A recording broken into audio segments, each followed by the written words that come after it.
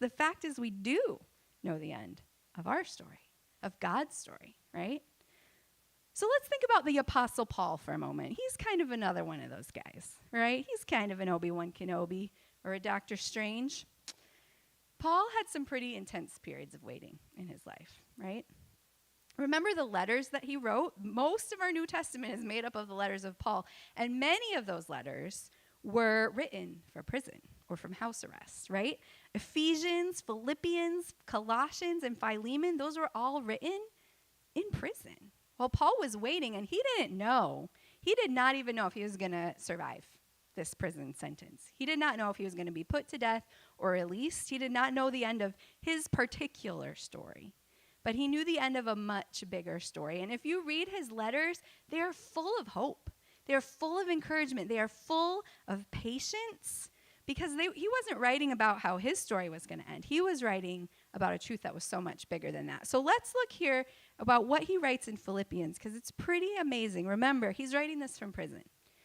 Philippians 1, starting in 19, he says, "Through your faithful prayers and the generous response of the Spirit of Jesus Christ, everything he wants to do in and through me will be done. I can hardly wait to continue on my course. I don't expect to be embarrassed in the least. On the contrary, everything happening to me in this jail only serves to make Christ more accurately known, regardless of whether I live or die. They didn't shut me up. They gave me a platform. Alive, I'm Christ's messenger, and dead, I'm his prize. Life versus even more life. I can't lose. As long as I'm alive in this body, there's good work for me to do. If I had to choose right now, I hardly know which I'd choose. Hard choice. The desire to break camp here and be with Christ is powerful.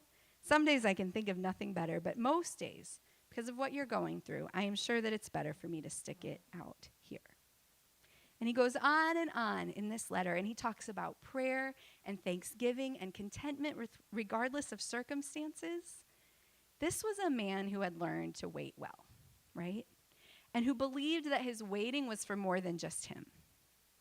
And I'm willing to wager that it wasn't just the words that he wrote that invited people to trust in the one true narrative of redemption. It wasn't just the words. It was the way that he lived.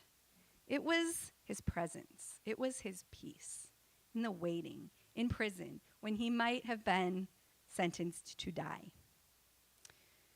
So here's what he wrote in the book of Romans about waiting. And this is what I hope is true about me when people tell the story of my waiting. I hope that this is the story that people hear me tell too. This is what Paul writes in Romans 8.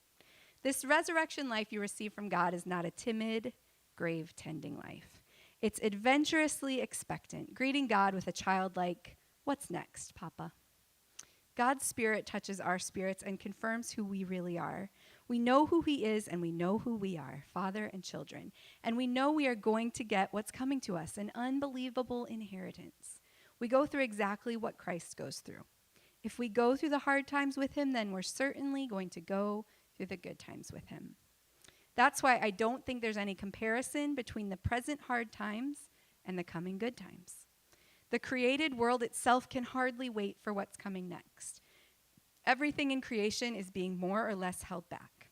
God reins it in until both creation and all the creatures are ready and can be released at the same moment into the glorious times ahead. Meanwhile, the joyful anticipation deepens. All around us, we observe a pregnant creation. The difficult times of pain throughout the world are simply birth pangs.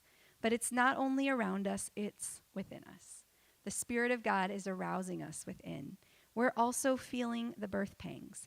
These sterile and barren bodies of ours are yearning for full deliverance.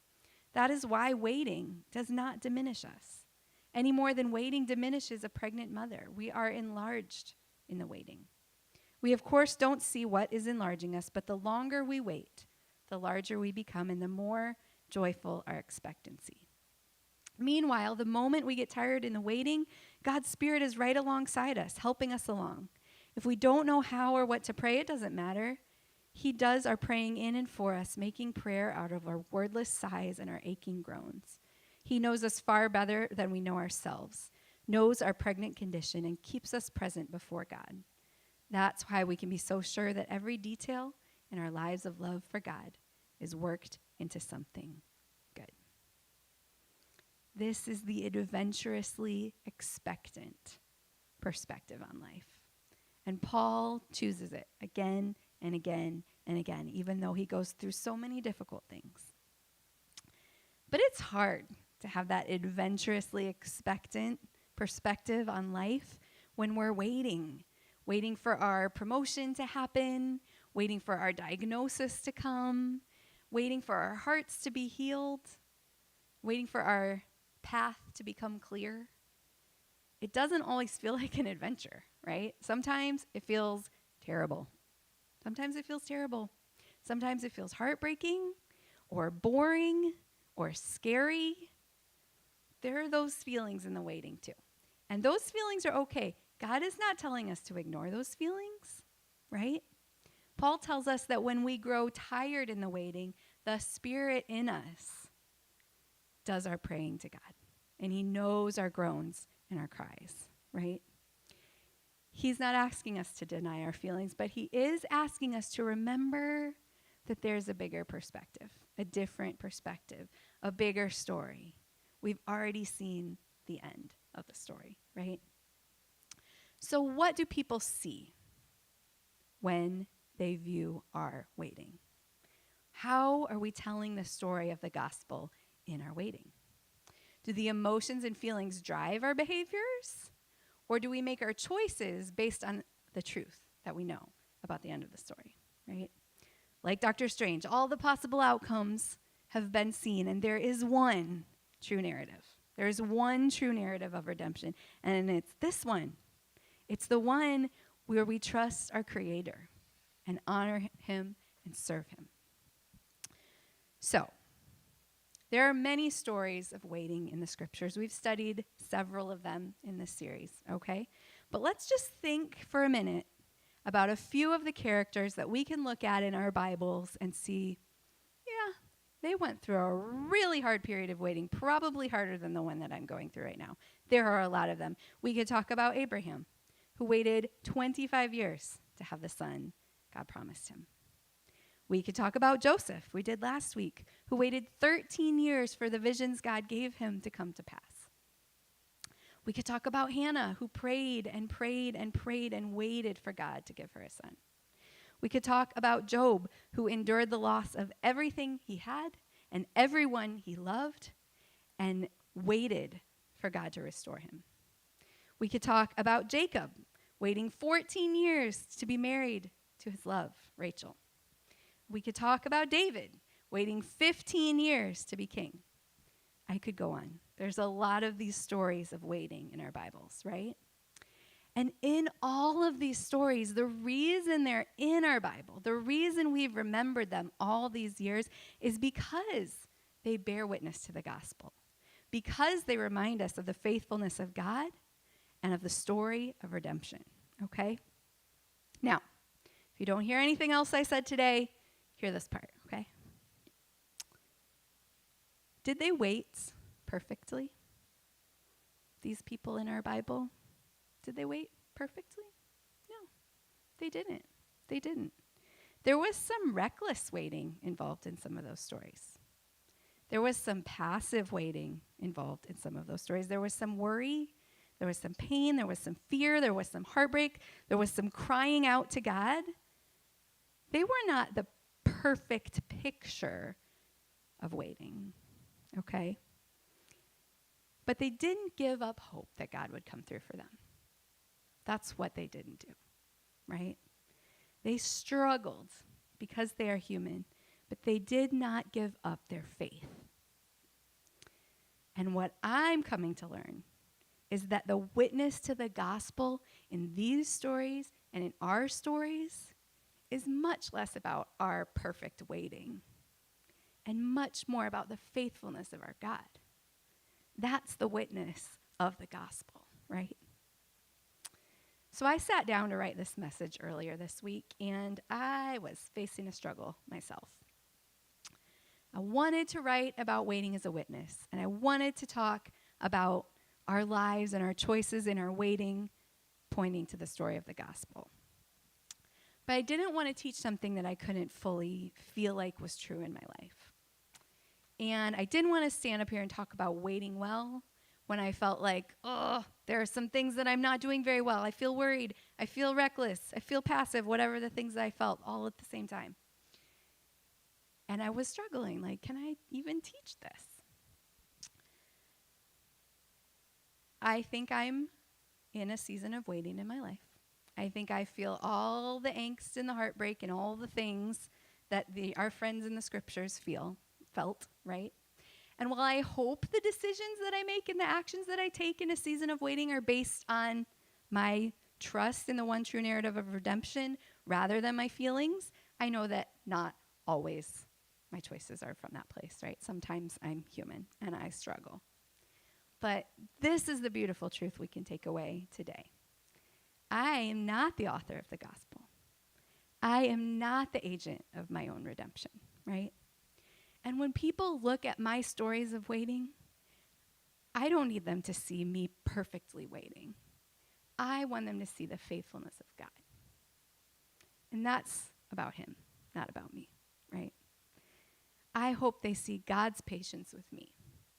I hope they see God's healing. I hope they see God's faithfulness. Because that is the message of the gospel, right? We don't make or save ourselves. It's his job from start to finish. So, perhaps it's not our waiting well that can point to the gospel. Perhaps even in our weakness, the one true narrative of redemption still tells its story, right? So we all know the story of David. He was anointed as king as a young boy, and he killed the giant Goliath, and then he had to wait for 15 more years to become king. And during that time, he was hunted down. He was accused of all sorts of things. He was living in caves, on the run. It was a very difficult time of waiting for David. And during that time, he wrote some of the most compelling reflections of the human heart in this space. So we're going to read a little bit from Psalm 143. He writes, "Listen to this prayer of mine, God. Pay attention to what I'm asking. Answer me. You're famous for your answers. Do what's right for me, but please don't haul me into court. Not a person alive would be acquitted there. The enemy hunted me down. He kicked me and stomped me within an inch of my life.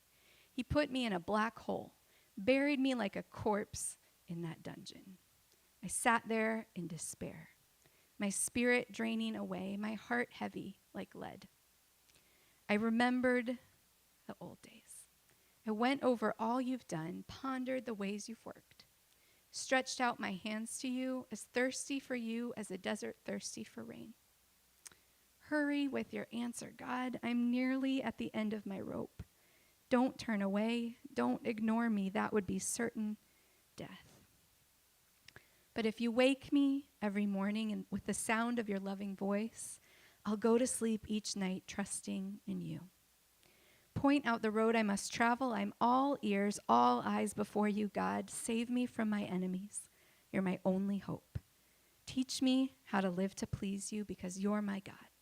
Lead me by your blessed Spirit into cleared and level pasture land." He's feeling all the angst, all the heartbreak. He's begging God for an answer. He's begging God for his season of waiting to be over. But he says, I'm going to keep trusting you. I'm going to keep waiting on your faithfulness. Now, I hope to be like Paul, writing beautiful words of encouragement and strength throughout my seasons of waiting. But in the times when I'm more like David, when I'm lamenting or crying out to God, I hope I'm reminded that it's the same God who hears and it's the same God who answers.